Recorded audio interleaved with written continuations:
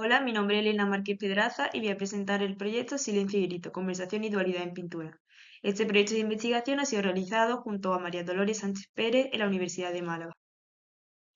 Se trata de una investigación que parte de estas preguntas. ¿Puede haber un grito en un espacio desbordado? ¿Cómo se equilibra el silencio?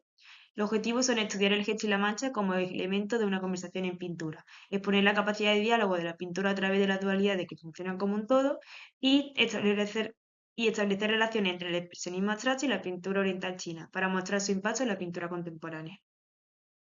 En esta investigación entendemos la pintura como un diálogo. Se trata siempre de una historia que puede comenzar con un saludo entre conocidos, pero siempre acaba con un nos veremos pronto. Así entendemos el proceso de pintar y también de ser espectadora. Un reencuentro que parte de querer escuchar, responder e intercambiar opiniones y tiempo. Cada pincelada sobre el lienzo se propone como una decisión que modifica la siguiente y no habla de la anterior. Se trata de un ir y venir de voces que nos hablan desde la pintura. Pero aparte de voces y gestos, el espacio pictórico se compone de silencio, de vacíos. Es por esto que todo diálogo en pintura parte de la generación de contrastes. En esta investigación nos centraremos en cómo el gesto y la mancha pueden ser partícipes de este tipo de conversaciones. Siempre es necesaria la cantidad justa de silencio para escuchar el más intenso de los gritos. Se trata de generar un espacio que vincule la acción con la pausa, buscando siempre un equilibrio donde ambos elementos coexistan. El gesto se introduce como una huella espontánea, que nos recuerda el camino que ha sido trazada, como una coreografía que sigue un ritmo que marca el pincel. Por otro lado, la mancha no responde a un ritmo, a una huella que no recorre el lienzo, sino que se expande por la superficie. Responde a la materia, a la expansión del color. Toda acción sobre el lienzo nace en una búsqueda expresiva que va más allá de lo que se dice y solo se lleva a cabo con lo que se hace. En ese sentido, la pintura oriental china nace como una respuesta a filosofías como el budismo, el taoísmo y el confucianismo. Concretamente nos centraremos en la pintura taoísta, ya que nos habla desde un pensamiento creativo y abstracto, donde la espontaneidad y la rapidez son los recursos más importantes. A través del movimiento de pincel o otras técnicas como la poesía o incluso la botánica, eh, nos hablan de la posibilidad de la vida, la exploración del yo y su situación en el mundo. No se busca una mímesis, sino se trata de encontrar las vibraciones intrínsecas de las cosas, en seguir el curso del Tao para encontrar el ritmo del universo. Como podemos ver en esta cita, la pintura será como un instante vivo, viviente, de tiempo entre dos sueños, aquel que nace y el otro, el que tiene la voluntad de figurar, de figurarse por todos los tiempos pasando a través de ellos. Se trata de un hacer y deshacerse, en estar siendo, en continuar el camino. Esta ideología también la vemos representada en varias técnicas. Nos centraremos concretamente en el uso de la caligrafía y del vacío. La caligrafía surge como una traducción de la poesía a través del movimiento del pincel. Se trata de seguir el movimiento que nos evoca las palabras, dibujando los caracteres con una fluidez correcta y en el movimiento de la tinta. Para eso es necesario controlar la respiración y ir modulando la presión del pincel sobre el papel. Se trata de un proceso de escucha y de control, pero también de fluidez con las palabras, que van surgiendo a través del movimiento de la mano. De esta forma nos encontramos con un movimiento muy gestual, que responde a palabras, pero también habla desde la tinta y desde la propia materialidad. Concretamente nos interesa la caligrafía Quang Gao, un tipo de caligrafía que se libera de la representación del carácter. Es decir, el carácter se pone al servicio del movimiento del pincel y de la esencia del calígrafo. Se libera el gesto de cualquier tipo de representación, ya sea figurativa o en el caso de la caligrafía de un carácter. Uno de los modos más relevantes de crear ritmo a través del gesto y la mancha es el uso del vacío. Sin embargo, el vacío en el arte chino eh, no solo se entiende como un recurso pictórico, sino se entiende como un espacio lleno. Es algo imprescindible para la existencia de cualquier otro tipo de motivo. Es a través del vacío con lo que podemos relacionar una mancha con otra. Se trata del camino o el espacio que nos permite situar a cualquier otro tipo de acontecimiento en el plano pictórico. Toda acción necesita de una pausa para poder comenzar a suceder. Es por eso que el vacío se trata como una nada llena de posibilidades. Es como un todo posible dentro de un espacio ilimitado. En Occidente, a partir de la vanguardia, surge una serie de movimientos que beben mucho del pensamiento oriental.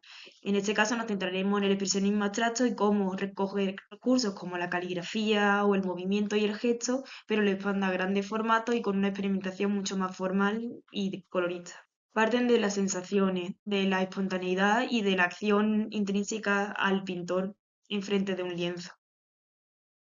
Al igual que el Quan Cao, incluye el movimiento y la intuición para crear con la libertad. Es decir, no se planea cada paso, sino que todo se basa en un principio de espontaneidad y de reacción y acción. Es un proceso de escucha activa con lo que sucede en el lienzo, pero a la vez también no solo para responderlo, sino para dejarle suceder de una forma libre. Es la liberación del gesto y de la mancha, es decir, el gesto y la mancha conversa hasta que la pintura aparece como una respuesta natural al ritmo del pintor. La caligrafía ha tenido múltiples lecturas a lo largo de los años con diferentes artistas. En este caso nos centraremos en la obra de Costa Papacosta. Costa Papacosta utiliza lienzos de medio o grande formato, donde a partir de una pincelada construye formas muy sinuosas que responden mucho a los movimientos del pincel. Como podemos ver en la imagen, comparamos una de las obras de Costas con una caligrafía del estilo Quan Cao. Se trata de la radicalización del gesto. Ya no solo no usamos formatos pequeños o de una forma como contenida, sino que el gesto se amplía y se mueve a lo largo de todo el formato. Es por eso que para Costa Papacosta es muy importante moverse alrededor del lienzo.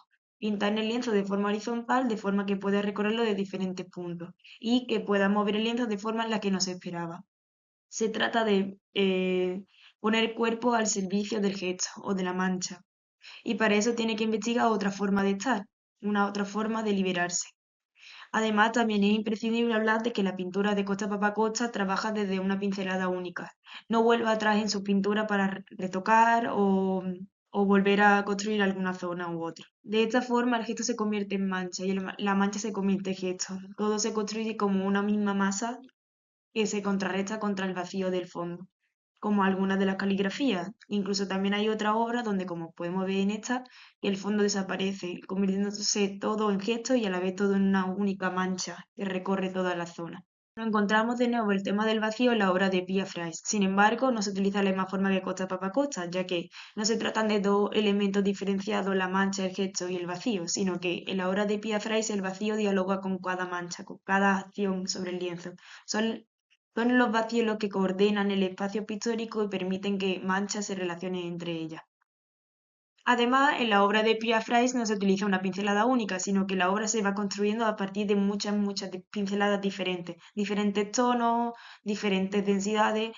También, debido al uso de los vacíos y la no necesidad de una pincelada única, como Costa Papacosta, la obra permite un uso del color mucho más expresivo y mucho más matizado y lleno de color, no tan monocromático. De hecho, en su obra podemos ver cómo eh, el gesto y la materia toma mucho protagonismo y nos podría recordar también al expresionismo abstracto, por de hecho a la espontaneidad aparente y tal, pero las composiciones de Pia Frais están debidamente pensadas y muy predelimitadas. Cada mancha equilibra de forma muy concreta a otra mancha que se sitúa en el otro lado. Se trata de depositar el color de una forma muy deliberada, no tan espontánea y expresiva como se utilizaba en el expresionismo abstracto. En su obra encontramos otros matices y otros diálogos que son formales, pero también de una manera más conceptual. Se encuentran dos tiempos diferentes dentro de la misma obra, el tiempo de la pintura y el tiempo de la serigrafía. En su obra, Fia Frais utiliza serigrafía de manchas que ya ha hecho recientemente, que ya ha hecho antes, o también utiliza prints de otros sitios, de otras épocas, para intervenirlas después con las manchas empastadas. De esta forma, planitud y empaste empiezan a dialogar y a tensarse de un lado a otro. Es como si la mancha del gesto se enfrentase a sus propias reproducciones, como un recuerdo de lo que ha sido pintado. Por último, hablaremos de la obra de Ryan Sullivan. En la obra de Ryan Sullivan se entremezclan la idea de acción y la idea de tiempo.